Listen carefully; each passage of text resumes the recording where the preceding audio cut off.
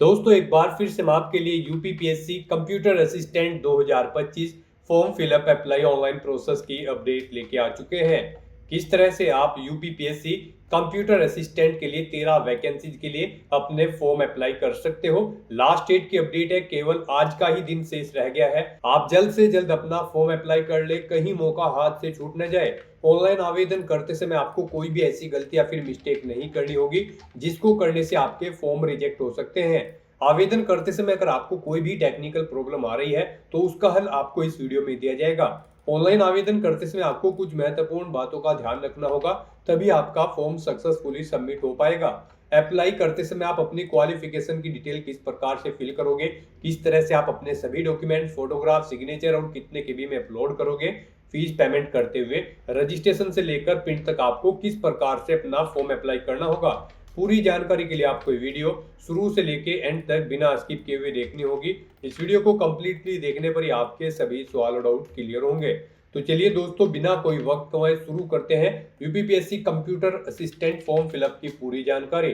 Form भरने से पहले आपको सबसे पहले हमारी वेबसाइट IND सरकारी नौकरी के इस पेज पर विजिट करना होगा, जिसका लिंक आपको नीचे description plus first comment box में मिल जाएगा। और हमारे इस पेज पर विजिट करके आप यहां से यूपीपीएससी कंप्यूटर असिस्टेंट का फॉर्म अप्लाई कर सकते हो। उत्तर प्रदेश पब्लिक सर्विस कमीशन लोक सेवा आयोग की ओर से कंप्यूटर असिस्टेंट के लिए 13 वैकेंसीज निकाली गई है, जिसके लिए आवेदन करने का आपके पास अंतिम मौका है। केवल आज ही का दिन शेष है। लास्ट डेट ऑनलाइन आवेदन करने की 1 अगस्त 2025 है। 5200 से 20,200 सैलरी है। 12वीं pass plus O level exam pass या फिर 12वीं pass plus diploma in computer science के द्वारा आप अप्लाई कर सकते हो। 18 से 40 वर्ष आयु सीमा है। फीस जनरल OBC WS के लिए 125 रुपए है। SC/ST के लिए 65 है। PH कैंडिडेट के लिए 25 है, जो कि आप ऑनलाइन मोड से पेमेंट कर सकते हो। सिलेक्शन होगा written exam, Hindi typing test, document verification, medical examination के आधार पे ऑनलाइन अप्लाई कर सकते हो। UP Uttar Pradesh job location है uppsc.up.nic.in, इसकी ऑफिशियल वेबसाइट है जिससे आप ऑनलाइन अप्लाई कर सकते हो।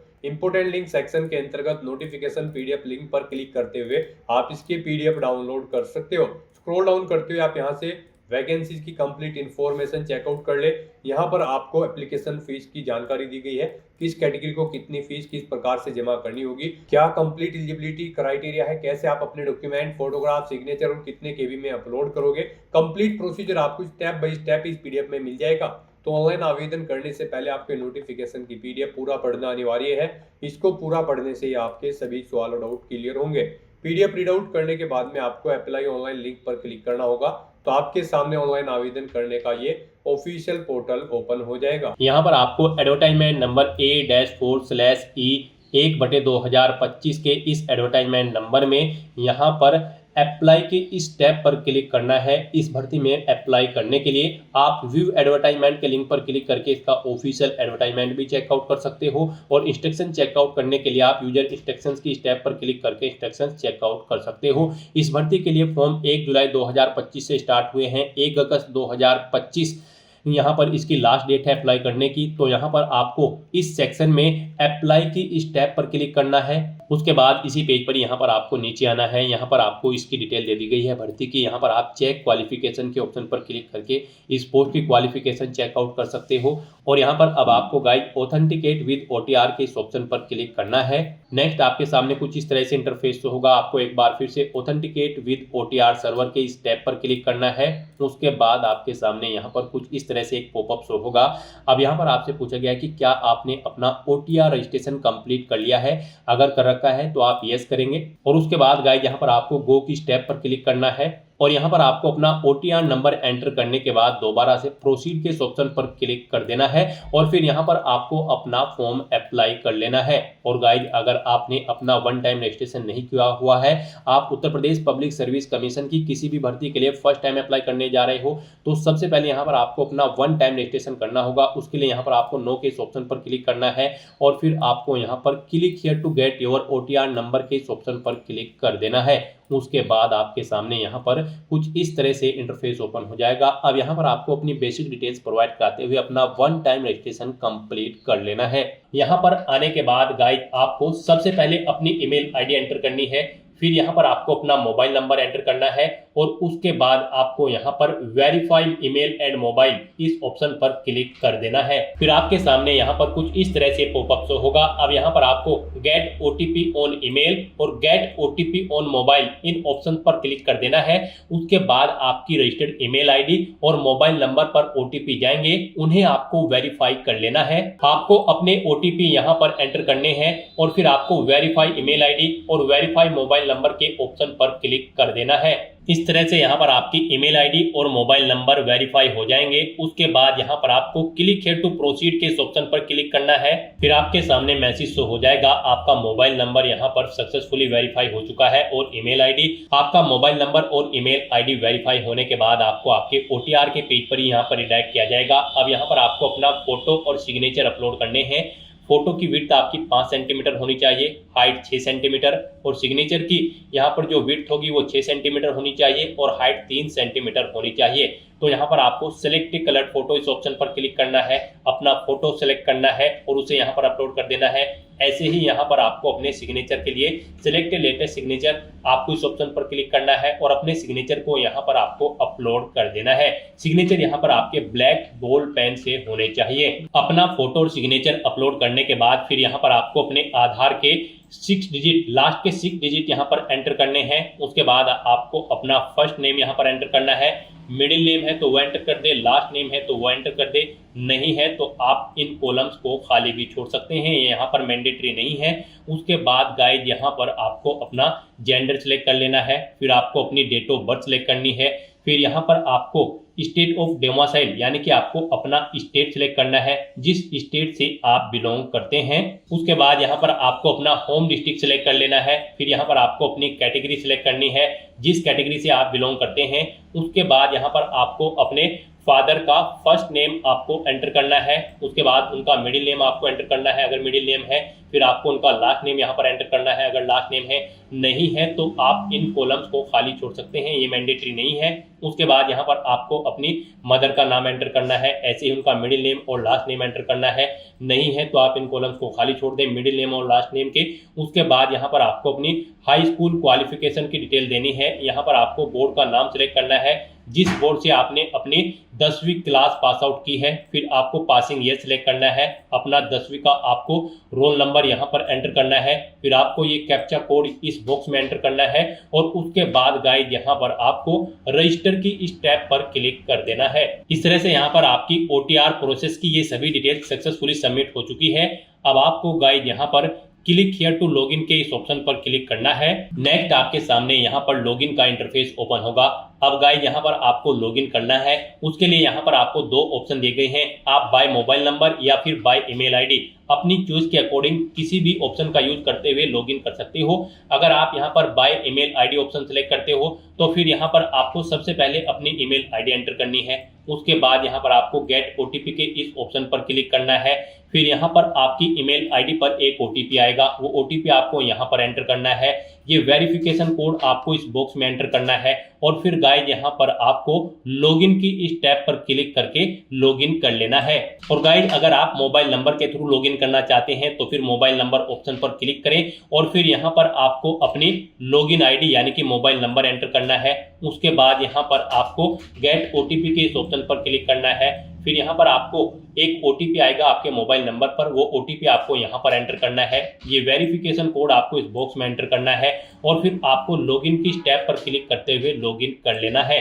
नेक्स्ट आपके सामने कुछ इस तरह से इंटरफेस ओपन होगा। अब यहाँ पर आपको अपना पासवर्ड क्रिएट करना है, यहाँ पर आप अपना पासवर्ड क्रिएट करें। इसके लिए आपको गाइडलाइन दी गई है, आपका पासवर्ड 8 से 15 कैरेक्टर के बीच में होना चाहिए और यहाँ पर ये अल्फा न्यूमेरिक फॉर्मेट में होना चाहिए। मींस आपके पासवर्ड में कम से कम एक अपर केस कैरेक्टर, एक लोअर केस कैरेक्टर, एक इंटीजर नंबर, एक स्पेशल कैरेक्टर जैसे कि @ या फिर $, होना चाहिए। इस फॉर्मेट में आपको अपना पासवर्ड रेडी करना है। तो इस तरह से आपको अपना पासवर्ड इस फॉर्मेट में यहाँ पर एंटर करना है। वही पासवर्ड आपको यहाँ पर रिटाइप न्यू पासवर्ड के इस कॉलम में एंटर करना है, सेम पासवर्ड, और अपने पासवर्ड को कंफर्म कर लेना है। फिर आपको ये वेरिफिकेशन कोड इस कॉलम में एंटर करना है और उसके बाद गाइस यहाँ पर आपको सबमिट के इस ऑप्शन पर क्लिक कर देना है। इस तरह से यहाँ पर आपका पासवर्ड सक्सेसफुली क्रिएट हो चुका है। अब आपको यहाँ पर click here to login first time इस लिंक पर क्लिक कर देना है। उसके बाद आपको यहाँ पर लॉगिन के इंटरफेस पर रिडायरेक्ट कर दिया जाएगा। अब यहाँ पर आपको दोबारा से मोबाइल नंबर या फिर ईमेल आईडी ऑप्शन के थ्रू यहाँ पर लॉगिन कर लेना है। यहाँ पर मोबाइल नंबर के थ्रू अगर आप लॉगिन करने जा रहे हो तो आपको अपना मोबाइल नंबर एंटर करना है, गेट ओटीपी के ऑप्शन पर क्लिक करना है, फिर आपके मोबाइल नंबर पर ओटीपी आएगा, वो ओटीपी आपको यहाँ पर एंटर करना है और ये वेरिफिकेशन कोड आपको इस बॉक्स में एंटर करते हुए लॉगिन की टैब पर क्लिक करना है और अपने डैशबोर्ड में लॉगिन कर लेना है। और गाइस, अगर आप यहाँ पर ईमेल आईडी के थ्रू लॉगिन करते हो तो फिर यहाँ पर आपको अपनी ईमेल आईडी एंटर करनी है। उसके बाद यहाँ पर आपको गेट ओटीपी ऑप्शन पर क्लिक करना है। एक ओटीपी आपके रजिस्टर्ड ईमेल आईडी पर आएगा, वो ओटीपी आपको यहाँ पर एंटर करना है। ये वेरिफिकेशन कोड इस बॉक्स में एंटर करना है और फिर आपको लॉगिन की स्टेप पर क्लिक करते हुए लॉगिन कर लेना है। गाइस, यहाँ पर लॉगिन करते हुए आपके सामने इस बार एक और नया ऑप्शन आया होगा, ओटीआर नंबर, लेकिन इसके थ्रू यहाँ पर अभी आप लॉगिन नहीं कर सकते हो। आपको ओटीआर नंबर अभी जनरेट नहीं हुआ है। अपना ओटीआर सक्सेसफुली कंप्लीट करने के बाद जब आपको एक ओटीआर नंबर मिल जाएगा, उसका यूज करते हुए फिर आप इस नंबर का यूज करते हुए लॉगिन कर सकते हो। तो फिलहाल तो यहाँ पर आपको मोबाइल नंबर या फिर ईमेल आईडी के थ्रू लॉगिन कर लेना है। लॉगिन करने के बाद आपके सामने कुछ इस तरह से इंटरफेस ओपन होगा। अब यहाँ पर आपको अपनी पर्सनल डिटेल देनी है। सबसे पहले यहाँ पर आपको अपनी नेशनलिटी सिलेक्ट कर लेनी है। उसके बाद आपको अपना मैरिटल स्टेटस देना है, आप सिंगल हो, मैरिड हो या फिर विडो हो या फिर डाइवोर्स हो। उसके बाद आपसे पूछा गया है कि क्या आप फ्रीडम फाइटर हैं, अगर हैं तो यस करें, नहीं है तो नो ऑप्शन सिलेक्ट करें। फिर यहाँ पर आपसे पूछा गया है कि क्या आप ex army emergency commission officer हैं या फिर शॉर्ट सर्विस कमीशन ऑफिसर है या कमीशन ऑफिसर्स हैं। आप इनमें से ऑप्शन सेलेक्ट करें, एक्स आर्मी हो या फिर ईसी हो या फिर एसएससी हो या फिर सीओ। अगर हैं तो इनमें से आप ऑप्शन सेलेक्ट करें और फिर आप अपनी सर्विस ड्यूरेशन यहाँ पर दें। उसके बाद रिटायरमेंट की डेट सेलेक्ट करें और अगर नहीं है तो यहाँ पर आपको नो ऑप्शन सेलेक्ट करना है। आगे की डिटेल आपको नहीं देनी है। उसके बाद यहाँ पर आपसे पूछा गया है कि क्या आप फिजिकली हैंडीकैप्ड हैं, अगर हैं तो यहाँ पर आप यस ऑप्शन सेलेक्ट करें। फिर यहाँ पर आपको अपनी हैंडीकैप की डिटेल देनी होगी। यहाँ पर आपसे पूछा गया है कि क्या आपको ब्लाइंड या फिर विजन प्रॉब्लम है, अगर है तो आप यस सेलेक्ट करें और फिर बताएं आपको ब्लाइंड की प्रॉब्लम है या फिर लो विजन की, नहीं है तो नो ऑप्शन सेलेक्ट करें। उसके बाद आपसे पूछा गया है कि क्या आपको डीफ या फिर हियरिंग प्रॉब्लम है, अगर है तो यस करें और फिर उसकी डिटेल दें। फिर आपसे पूछा गया है कि क्या आपको न्यूरोलॉजिकल प्रॉब्लम है, अगर है तो यस ऑप्शन सेलेक्ट करें और फिर उसकी डिटेल दें, नहीं है तो नो ऑप्शन सेलेक्ट करें। उसके बाद आपसे पूछा गया है कि क्या आपको मल्टीपल डिसेबिलिटीज हैं, अगर हैं तो यस करें और फिर उसकी डिटेल दें, नहीं है तो नो ऑप्शन सेलेक्ट करें। फिर यहाँ पर आपसे पूछा गया कि क्या आपको फिजिकली प्रॉब्लम है, लोकोमोटर डिसेबिलिटी, सर्बल पैलेसी है, अगर है तो यहाँ पर आप यस ऑप्शन सेलेक्ट करें और फिर यहाँ पर आप अपनी पीएच कैटेगरी, लोकोमोटर या फिर सर्बल पैलेसी की कैटेगरी या फिर सब कैटेगरी सिलेक्ट कर लें। कौन सी यहाँ पर आपको लोकोमोटर या फिर सर्बल पैलेसी है, आप अपने अकॉर्डिंग ऑप्शन सेलेक्ट करें। और गाइस, अगर आपको ये प्रॉब्लम नहीं है, आप फिजिकली प्रॉब्लम आपको नहीं है, तो यहाँ पर आपको नो ऑप्शन सेलेक्ट करना है। फिर ये आगे की डिटेल्स आपके सामने डिसेबल्ड कर दी जाएगी। उसके बाद यहाँ पर आपको इस पेज को नीचे स्क्रॉल डाउन करना है। फिर यहाँ पर आपसे पूछा गया है कि क्या आप स्किल्ड प्लेयर हैं, अगर हैं तो यहाँ पर आप यस ऑप्शन सेलेक्ट करें और फिर यहाँ पर लेवल ऑफ प्लेयर आप यहाँ पर सिलेक्ट करें। यानी कि यहाँ पर आपसे पूछा गया कि क्या आप स्पोर्ट पर्सन हैं, अगर हैं तो आप यस करेंगे और फिर यहाँ पर आप बताएं किस लेवल के आप प्लेयर हैं, इंटरनेशनल लेवल, नेशनल लेवल या फिर स्टेट लेवल। आप अपने अकॉर्डिंग ऑप्शन सेलेक्ट करें। फिर यहाँ पर आपसे पूछा गया कि क्या आपके पास एनसीसी है, अगर है तो यस करें और फिर यहाँ पर आप एनसीसी का सर्टिफिकेट लेवल बताएं कौन सा है आपके पास, ए, बी या फिर सी। और अगर नहीं है आपके पास एनसीसी तो फिर यहाँ पर आपको नो ऑप्शन सेलेक्ट कर लेना है। फिर आपसे पूछा गया कि क्या आप गवर्नमेंट एम्प्लॉय हैं, फिर आप करंट वर्किंग ऑप्शन सेलेक्ट करेंगे और उसके बाद यहाँ पर आपको बताना होगा कि आप स्टेट गवर्नमेंट के एम्प्लॉय हैं उत्तर प्रदेश के या फिर अदर स्टेट या फिर सेंट्रल गवर्नमेंट के एम्प्लॉय हैं। यहाँ पर आप अपने अकॉर्डिंग ऑप्शन सेलेक्ट करेंगे और अगर आप गवर्नमेंट सर्विस नहीं करते हैं, गवर्नमेंट एम्प्लॉय नहीं है, तो यहाँ पर आपको नो ऑप्शन सेलेक्ट करना होगा। ये डिटेल आपको डिसेबल कर दी जाएगी, नहीं प्रोवाइड करानी है। फिर यहाँ पर आपसे पूछा गया है कि क्या आपको कभी उत्तर प्रदेश पब्लिक सर्विस कमीशन ने किसी परीक्षा में बैठने से रोका है, अगर रोका है तो आप यस ऑप्शन सेलेक्ट करें और फिर यहाँ पर आपको बताना है कब तक आपको परीक्षा में बैठने के लिए रोका गया है। आपको ईयर सेलेक्ट करना है, मंथ और डे सेलेक्ट कर लेना है और अगर नहीं रोका है तो यहाँ पर आपको नो ऑप्शन सेलेक्ट करना है। ये डिटेल आपको डिसेबल कर दी जाएगी, ये आपको प्रोवाइड नहीं करानी है। और इस तरह से अपनी ये सभी डिटेल्स फिल करने के बाद अब गाइस आपको सेव एंड नेक्स्ट के इस ऑप्शन पर क्लिक कर देना है। नेक्स्ट यहाँ पर आपको अपनी कम्युनिकेशन डिटेल प्रोवाइड करनी है।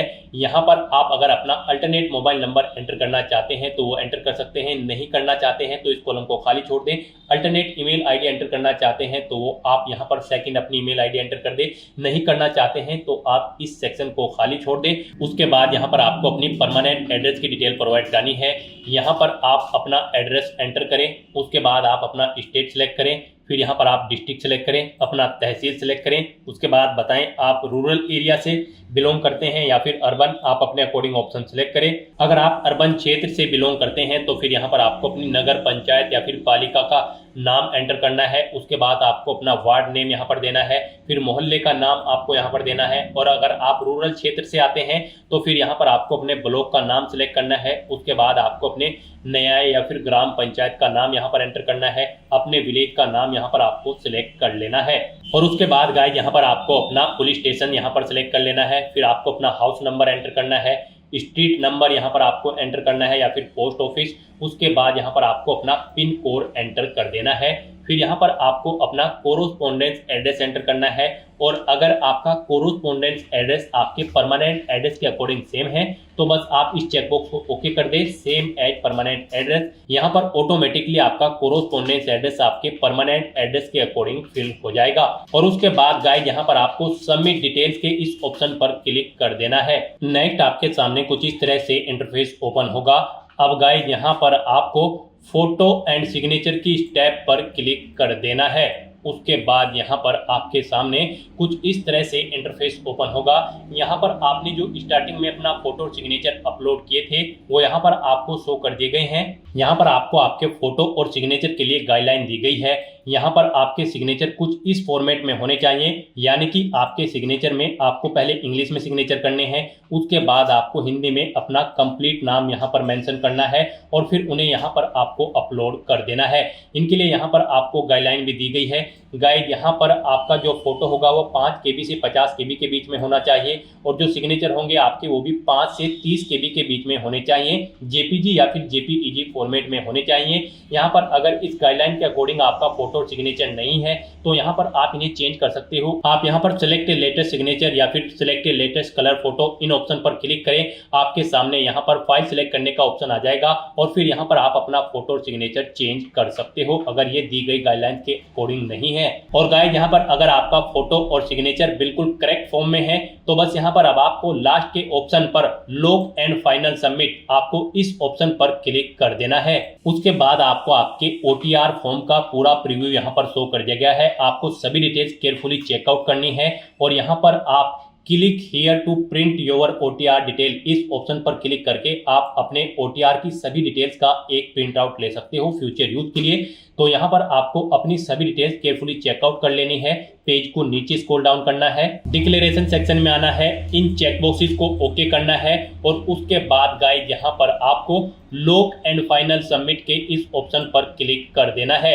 याद रहे अगर आप इस ऑप्शन पर क्लिक कर देते हैं तो इसके बाद आप अपनी प्रोफाइल में कोई भी एडिट नहीं कर पाएंगे। तो आपको केयरफुली अपनी सभी डिटेल्स चेकआउट कर लेनी है और उसके बाद ही आपको लॉक एंड फाइनल सबमिट के ऑप्शन पर क्लिक करना है। इस तरह से अपनी सभी डिटेल्स यहाँ पर सबमिट करने के बाद आपको इस पेज को ऊपर स्क्रॉल करते हुए टॉप पर ही यहाँ पर आपको ये बॉक्स मिल जाएगा, गेट OTR नंबर इमीडिएटली। आपको इस ऑप्शन पर क्लिक कर देना है। गेट OTR नंबर पर क्लिक करते ही आपके सामने ये पॉपअप यहाँ पर शो होगा।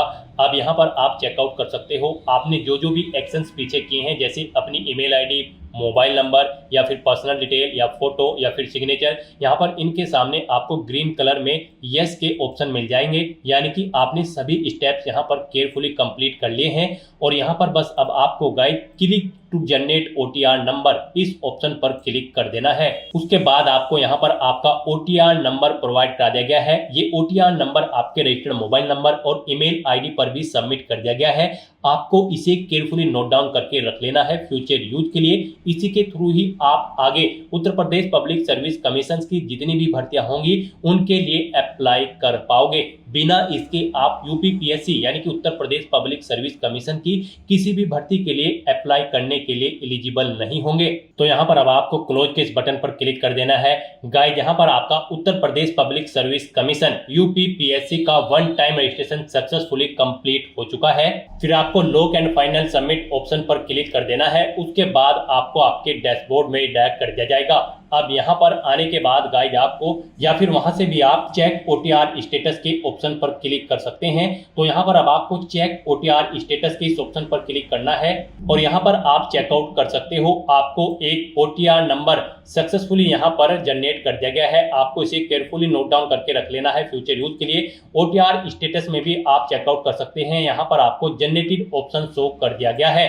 तो यहाँ पर आपका उत्तर प्रदेश पब्लिक सर्विस कमीशन की ऑफिशियल वेबसाइट पर one time registration successfully complete हो चुका है। स्टेप बाय स्टेप आप ऐसे अपना उत्तर प्रदेश पब्लिक सर्विस कमीशन की ऑफिशियल वेबसाइट पर वन टाइम रजिस्ट्रेशन कंप्लीट कर सकते हो। अपना वन टाइम रजिस्ट्रेशन कंप्लीट करने के बाद आपको दोबारा से हमारी वेबसाइट के इसी पेज पर ही आना है और यहाँ पर आपको दोबारा से अप्लाई ऑनलाइन के इस लिंक पर क्लिक करना है। उसके बाद आपके सामने उत्तर प्रदेश पब्लिक सर्विस कमीशन का यही पोर्टल ओपन होगा। अब यहाँ पर आपको दोबारा से एडवर्टाइजमेंट नंबर A-4/E-1/2025 के सामने अप्लाई के इस बटन पर क्लिक करना है। उसके बाद आपके सामने यही इंटरफेस होगा जो स्टार्टिंग में हुआ था। यहाँ पर आपको कंप्यूटर असिस्टेंट की इस भर्ती के सामने ऑथेंटिकेट विद ओटीआर के इस ऑप्शन पर क्लिक करना है। फिर यहाँ पर आपको दोबारा से ऑथेंटिकेट विद ओटीआर सर्वर के ऑप्शन पर क्लिक करना है और यहाँ पर अब आपको अपना ओटीआर रजिस्ट्रेशन नंबर के लिए यस ऑप्शन क्लिक करना है। आपके पास ओटीआर यहाँ पर नंबर आ चुका है तो आप यस करेंगे, फिर गो के ऑप्शन पर क्लिक करेंगे। फिर यहाँ पर आप अपना ओटीआर नंबर एंटर करें और उसके बाद आप प्रोसीड के ऑप्शन पर क्लिक कर दें। फिर यहाँ पर आपको आपकी पर्सनल डिटेल शो कर दी जाएगी आपकी ओटीआर नंबर के थ्रू। उसके बाद यहाँ पर गाइड आपको क्लिक हियर टू ऑथेंटिकेट के ऑप्शन पर क्लिक करना है और फिर यहाँ पर आपसे पूछा गया है आप ऑथेंटिकेट यहाँ पर ओटीपी के थ्रू करना चाहते हैं या फिर पासवर्ड के थ्रू। आप अपने कोडिंग ऑप्शन सेलेक्ट करें और उसके बाद यहाँ पर आप अगर ओटीपी के थ्रू करते हैं तो यहाँ पर आप मोबाइल नंबर या फिर ईमेल आईडी में से कोई भी एक ऑप्शन सेलेक्ट करें और अगर पासवर्ड के थ्रू आप करते हैं तो फिर यहाँ पर आपको अपना पासवर्ड एंटर करना है। ये वेरिफिकेशन कोड यहाँ पर एंटर करना है और उसके बाद आपको ऑथेंटिकेट के ऑप्शन पर क्लिक कर देना है। अपना ओटीआर ऑथेंटिकेट करने के बाद आपके सामने कुछ इस तरह से इंटरफेस शो होगा। यहाँ पर आपको भर्ती से रिगार्डिंग डिटेल प्रोवाइड कर दी जाएगी। आपकी कुछ डिटेल्स यहाँ पर आपको शो कर दी जाएगी और यहाँ पर गाइस अब आपको प्रोसीड के ऑप्शन पर क्लिक कर देना है। नेक्स्ट यहाँ पर आपको आपकी पर्सनल डिटेल और क्वालिफिकेशन की डिटेल ऑटोमेटिकली फिर मिल जाएगी जो आपके रजिस्ट्रेशन से, जी हाँ दोस्तों, जो आपने ओटीआर किया है वन टाइम रजिस्ट्रेशन वो उससे फैच कर ली गई है। आप इन्हें चेकआउट करें, पेज को नीचे स्क्रॉल डाउन करें और यहाँ पर अब आपको अपनी इसेंशियल क्वालिफिकेशन जो इस भर्ती में अप्लाई करने के लिए रिक्वायर्ड क्वालिफिकेशन है बस उसकी डिटेल यहाँ पर प्रोवाइड करनी है। यहाँ पर आपसे पूछा गया है कि क्या आपने 12वीं क्लास पास आउट कर ली है, तो यहाँ पर आपको यस ऑप्शन सेलेक्ट करना है। यहाँ पर इस भर्ती में पार्टिसिपेट करने के लिए आपका कम से कम 12वीं क्लास पास आउट होना जरूरी है। प्लस यहाँ पर आपसे पूछा गया है कि क्या आपने यहाँ पर 12वीं कंप्यूटर साइंस में डिप्लोमा कंप्यूटर साइंस में पास आउट की है किसी वेल रिकॉग्नाइज्ड इंस्टीट्यूट या यूनिवर्सिटी से, या फिर आपके पास यहाँ पर 12वीं पास आउट होने के साथ साथ ही ओ लेवल कंप्यूटर डिप्लोमा है DOEACC या फिर NIELIT सोसाइटी से। तो यहाँ पर भी आपको यस ऑप्शन सेलेक्ट करना है। गाइस यहाँ पर आपका 12वीं क्लास पास आउट होना जरूरी है इस भर्ती में पार्टिसिपेट करने के लिए। प्लस यहाँ पर आपके पास कंप्यूटर साइंस का डिप्लोमा होना चाहिए या फिर 12वीं पास आउट होने के साथ साथ आपके पास ओ लेवल डिप्लोमा होना चाहिए DOEACC या फिर NIELIT सोसाइटी से। तो यहाँ पर आपको इन दोनों ऑप्शन में यस ऑप्शन सेलेक्ट करना है। उसके बाद यहाँ पर आपको ये कैप्चा कोड इस बॉक्स में एंटर करना है और फिर आपको proceed for entering other details के ऑप्शन पर क्लिक कर देना है। फिर यहाँ पर आपको कुछ जनरल इंस्ट्रक्शंस दिए गए हैं, आपको इन्हें रीड आउट करना है और यहाँ पर अब आपको kindly proceed further for candidate dashboard login के ऑप्शन पर क्लिक कर देना है। फिर यहाँ पर आपको आपके डैशबोर्ड में डायरेक्ट कर दिया जाएगा। अब यहाँ पर आने के बाद गाइस आपको submit detail fill part second के इस ब्लिंकिंग टैब पर क्लिक करना है। नेक्स्ट आपके सामने कुछ इस तरह से इंटरफेस ओपन होगा। यहाँ पर आपकी सभी डिटेल्स ऑटोमेटिकली आपके ओटीआर से फैच कर ली गई है। अब यहाँ पर आपको बस अपनी प्रोफेशनल क्वालिफिकेशन डिटेल के सेक्शन में आना है और फिर यहाँ पर आपसे पूछा गया कि क्या आपने टेरिटोरियल आर्मी में कम से कम 2 साल के लिए यहाँ पर सर्विस की है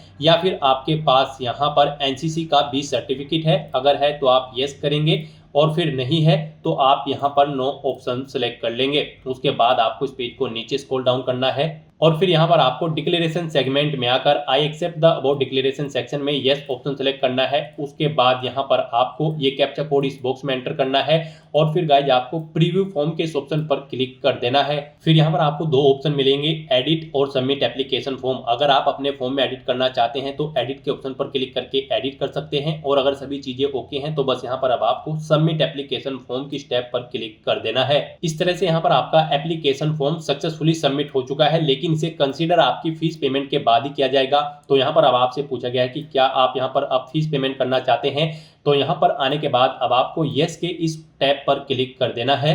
उसके बाद आपके सामने यहाँ पर कुछ इस तरह से इंटरफेस ओपन होगा। यहाँ पर आप debit card, credit card, net banking या फिर यूपीआई के माध्यम से अपना फीस पेमेंट कर सकते हो। यूपीआई यहाँ पर आपके लिए बेस्ट ऑप्शन रहेगा। आप यूपीआई के इस ऑप्शन का यूज करते हुए अपना फीस पेमेंट कर दे। आप यूपीआई के इस ऑप्शन पर क्लिक करें। उसके बाद यहाँ पर आपको कुछ डिटेल्स ऑटोमेटिकली फिर मिल जाएगी। उसके बाद यहाँ पर आप सेलेक्ट करें आप यूपीआई आईडी के थ्रू अपना फीस पेमेंट करना चाहते हैं या फिर क्यूआर कोड के थ्रू। यूपीआई आईडी के थ्रू फीस पेमेंट करना चाहते हैं तो यहाँ पर आप अपनी यूपीआई आईडी एंटर करें और फिर यहाँ पर आप कितना फीस पेमेंट करना चाहते हैं वो अमाउंट यहाँ पर एंटर करते हुए अपना फीस पेमेंट कर दे। और अगर आप क्यूआर कोड के थ्रू फीस पेमेंट करना चाहते हैं तो आप क्यूआर कोड ऑप्शन सेलेक्ट करें। उसके बाद यहाँ पर आपको ये क्यूआर कोड शो कर दिया जाएगा। आप इसे अपने यूपीआई से स्कैन करें और अपना फीस पेमेंट कर दें। सक्सेसफुली फीस पेमेंट होने के बाद यहाँ पर आपके एप्लीकेशन फॉर्म की सभी टास्क कंप्लीट हो जाएगी। उसके बाद आपको अपने एप्लीकेशन फॉर्म का एक हार्ड कॉपी प्रिंट आउट ले लेना है फ्यूचर यूज के लिए, फ्यूचर रेफरेंस के लिए। और उसके बाद आप अपने डैशबोर्ड में जाकर अपने एप्लीकेशन फॉर्म का स्टेटस भी चेकआउट कर सकते हो कि आपका फॉर्म सक्सेसफुली सबमिट हो चुका है या फिर नहीं। तो दोस्तों ऐसे आप Uttar Pradesh public service commission computer assistant की इस भर्ती के लिए अपने फॉर्म अप्लाई कर सकते हो बिना कोई मिस्टेक किए हुए। आज की इस वीडियो में बस इतना ही। आई होप ये वीडियो आपको पसंद आई होगी। अगर पसंद आई हो तो इसे लाइक और शेयर करें। चैनल पर नए हो तो इसे सब्सक्राइब कर लें। Thanks for watching.